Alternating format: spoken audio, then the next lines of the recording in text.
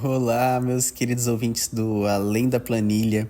Hoje a gente vai dar um pulo lá no início da administração para entender como a escola clássica continua, de certa forma, viva até nos dias de hoje. Eu sou o Cauã, eu estou aqui com o Lucas e com o nosso convidado José.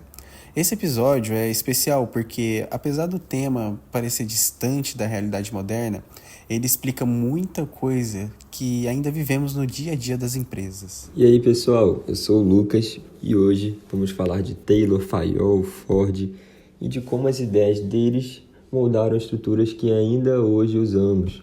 Sabe aquele organograma da empresa onde você trabalha, ou o controle rígido de metas? Muito disso veio de lá, do comecinho do século XX.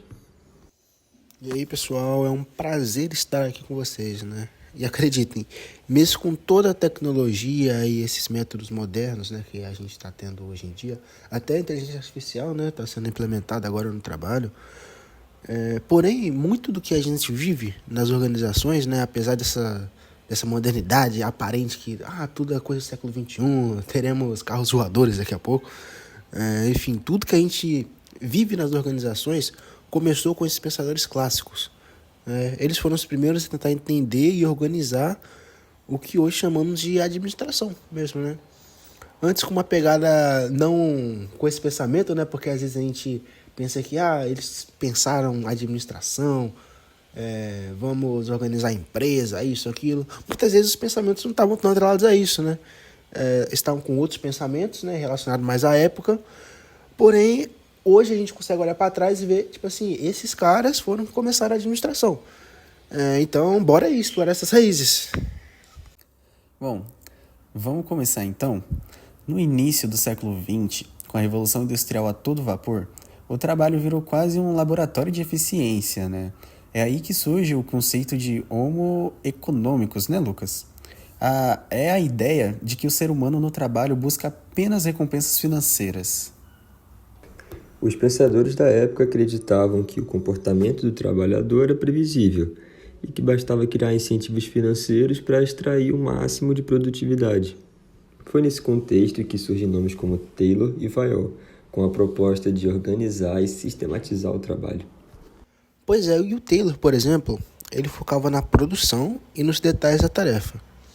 Ele queria entender como cada segundo podia ser otimizado. Olha que doideira isso. Cada segundo, até porque como a gente está falando de uma macro empresa, né? Cada segundo ali, se a gente for pegar, não sei, 300 funcionários trabalhando, né, naquela época, 16 horas por dia, todos os dias do mês, então cada segundo realmente importava, né? Então, ele fazia esse estudo de como que podia ser otimizado na empresa esse tempo. Mas já o Fayol, né, não pegou tanto essa parte operacional, né? Ele já tinha um olhar mais voltado na gestão. E aí ele fez da administração uma ciência, estudando as funções, né, como planejar, organizar, comandar, coordenar e controlar, né, o famoso POCCC. E o mais interessante é que essa visão lógica, quase que matemática do trabalho, ajudou a criar uma base sólida para o que viria depois. José, vamos aprofundar um pouquinho mais no pensamento do Taylor? Conta pra gente o que era o foco dele exatamente e por que esse cara foi tão marcante. Tá, vamos lá. O Taylor, ele acreditava na ideia de sempre existir uma forma ideal de fazer cada tarefa, né? A famosa One Best Way, né? Em português, né, seria a melhor forma. Cronometrava cada movimento dos operários, como eu estava falando ali, né? E, além disso, analisava os métodos e eliminava o que não era necessário. Então, por exemplo, ele enxergava ali que tinha algum trabalhador que, depois de marretar um prego, ele simplesmente ia lá, pegava outro, e aí voltava, pegava outro. Então, a ideia era ver esses movimentos, né, que o trabalhador fazia. E, por que ele tem que ir pegar o prego toda vez? Por que a gente já não pode deixar os pregos expostos ali e ele só marretar? Entende? Então era uma coisa parecida com isso. O objetivo era a eficiência máxima. Então essa questão do prego aí seria a ponta do iceberg, né? Porque com essa análise profunda aí dos movimentos e da cronometragem, acabava que ficava uma coisa tão robotizada que parecia que a linha de produção era um robô mesmo, os procedimentos de um robô. Porque era isso, né, que estava na cabeça do pessoal, né? Mesmo sem ter esse conceito de robô que a gente tem, né? A coisa mais perto que eles tinham era máquinas. Mas se a gente fizesse uma análise de hoje em dia, olhando lá para os tempos atrás, era basicamente isso que parecia. Ah, interessante. Então era quase como um cientista observando um experimento. Só que o experimento era trabalhador, né? E o Fayol entra nessa equação oferecendo um olhar mais macro, mais voltado à estrutura da empresa em si, como um todo, certo? Isso aí. O Fayol, ele entendia que não bastava só otimizar, né, como o Taylor está fazendo. Era também preciso organizar a empresa, né? Ele dividiu a administração em 5 funções e criou os princípios que ainda estão no livro didáticos hoje, né? Comando, disciplina, hierarquia, a divisão do trabalho e entre outros também, né? Porque esse lado gerencial, que muito com o Taylor, no caso, a gente via mais a questão dele como o patrão capitalista querendo o lucro, querendo que todo mundo trabalhe ali, mas o Fayol, tipo, além de estar atrelado com esses princípios também, né, do capitalismo, né, que seria a visagem de lucro dentro da empresa, né, otimizando os processos, porém ele também viu que tinha essa questão mais intelectual, né? E o mais legal é que ainda hoje a gente vê essas ideias sendo aplicadas, mesmo que inconscientemente. Um gestor que faz um planejamento anual, ou um supervisor que cobra disciplina, tudo isso tem raiz nesse pensamento clássico. Ou seja, Taylor ensinava como fazer da melhor forma e Fayol ensinava como coordenar quem faz, certo?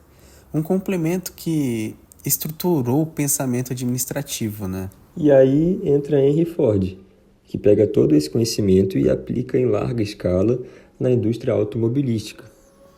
Pois é, a gente consegue falar hoje que o Fordismo, né, é nada mais do que uma aplicação do Taylorismo, só que em larga escala, né, com a maior linha de produção. Ford foi genial ao fazer isso, né, com essa ideia, né, da montagem móvel. O trabalhador fazia só uma única etapa e passava a esteira ali e essa coisa. E com essa questão da esteira a gente já tem mais uma otimização do tempo, né, que reduzia drasticamente o tempo da fabricação de um carro, pô.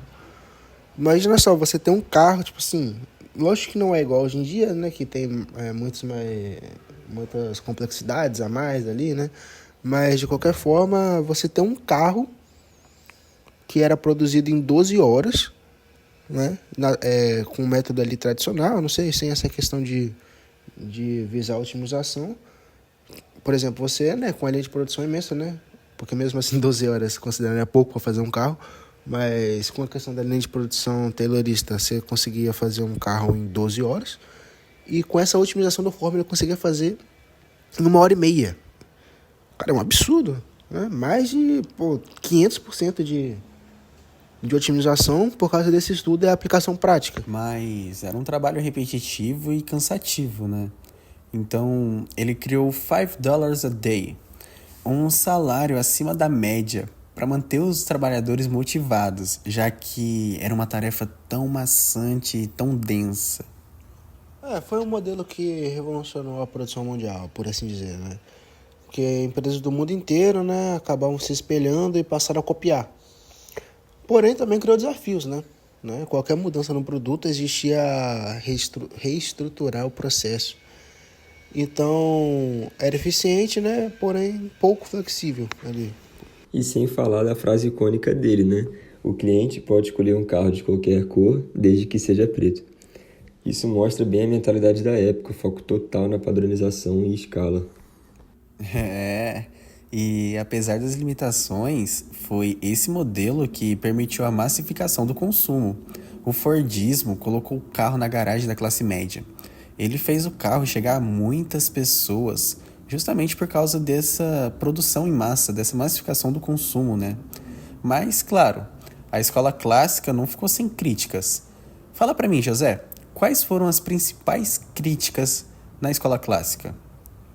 Não, naturalmente, sim, tivemos bastante críticas, né? E a central era esse foco excessivo na tarefa, né? Na tarefa e na eficiência.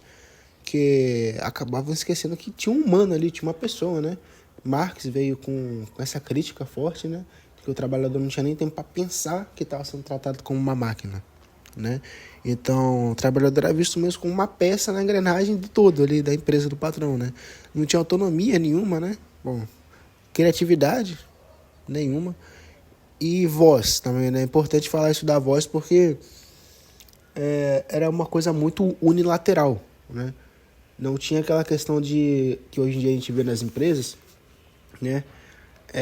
Questão de, pô, o que que tá acontecendo que você acha que pode melhorar, né? Não sei o que. Não, era o patrão que olhava ali, cronometrava, via os movimentos e falava, não, vai ser assim, vamos treinar você para ser assim. Não tinha uma visão mais ergonômica, né? Por assim dizer. Então, isso gerava alienação, né? A pessoa não se via no produto final. E foi aí que surgiram outras correntes, como a Escola das Relações Humanas, que começaram a olhar para o lado psicológico e social do trabalho. Sim, sim, tivemos também pesquisas, né, do Elton Mayo, né, que mostrava que os fatores emocionais e o clima social impactavam também na produtividade, né? Então, tipo assim, não adiantava ser só aquela questão unilateral, como eu estava falando, né? O Taylor nem considerava nisso, nem passava na cabeça dele, porque para ele, pô, são meus instrumentos aqui as pessoas e elas vão fazer como eu quiser para gerar lucro. Então, se tivesse um pensamento, né, a partir dessas pesquisas de clima social, emocionais, ele ia ter uma produtividade até maior do que ele tinha antes. Mesmo assim, o legado da escola clássica é inegável, né? A ideia de planejamento, a existência de cargos bem definidos e funções gerenciais, tudo isso ainda é base na formação de qualquer administrador. É importante falar que mesmo hoje, né, nos dias atuais, quem critica ainda usa, né, mesmo que indiretamente, né, tá inserido ali num ambiente que acredita, né, que, pô, tô num ambiente bacana aqui, essas coisas, tudo mais, porém tá submetido a um modelo parecido, né? Então a diferença, né, é realmente essa que hoje a gente tenta equilibrar, né? Mantém essa estrutura, né, que inegavelmente, como eu estava falando, ela é eficiente, porém a gente não vai sufocar a criatividade e o bem-estar do trabalhador. E trazendo um pouco para os dias de hoje, mesmo a gente em um tempo com tanta inovação, ainda vemos empresas aplicando práticas clássicas, né? A Amazon é um bom exemplo disso, certo? Não, com toda certeza, né? A Amazon ela é uma gigante tecnológica que usa os princípios do Taylorismo turbinados por algoritmos, né? O controle de processos é 100%, é total, e cada etapa da logística é monitorada e analisada em tempo real, tá? Então, qualquer coisa ali que acontece de errado, já ficam ligados. Funcionários têm metas diárias e há sensores que monitoram o tempo até de pausas curtas. É uma linha de montagem digital. É porque a eficiência é altíssima, mas o custo humano também é alto. Então, já subiram diversas denúncias sobre burnout, né? E lesões no ambiente de trabalho excessivamente rígido. Ou seja, estamos vivendo uma versão moderna da escola clássica. A lógica da eficiência continua, mas o desafio agora é equilibrar com saúde, ética e bem-estar. Exatamente, ô Cauã. Nós não devemos abandonar os métodos clássicos, porém atualizá-los, né? Então, temos que lembrar também que a tecnologia ela tem que servir ao humano, não o contrário. Então fica a lição, né? A escola clássica nos deu uma base sólida de organização e eficiência, mas ela precisa ser adaptada aos novos tempos. Hoje, administrar é também saber equilibrar produtividade com humanidade. Obrigado, José, por compartilhar tanto conhecimento com a gente. Foi uma verdadeira aula de história e também uma reflexão sobre o presente. Obrigado aí, rapazes. Eu que agradeço. Foi ótimo poder revisitar os autores, né, e mostrar como sim, eles ainda estão presentes. Às vezes até mais do que gostaríamos, né? Muito obrigado, José. Muito obrigado, Lucas, por estarem presentes hoje. Eu queria agradecer também ao professor Tureta pelas aulas e agradecer a qualquer ouvinte que estiver ouvindo esse podcast. Agradecemos muito pela sua presença e se você curtiu, compartilha, segue o podcast e a gente se encontra no próximo episódio, beleza? Valeu, até o próximo Além da Planilha.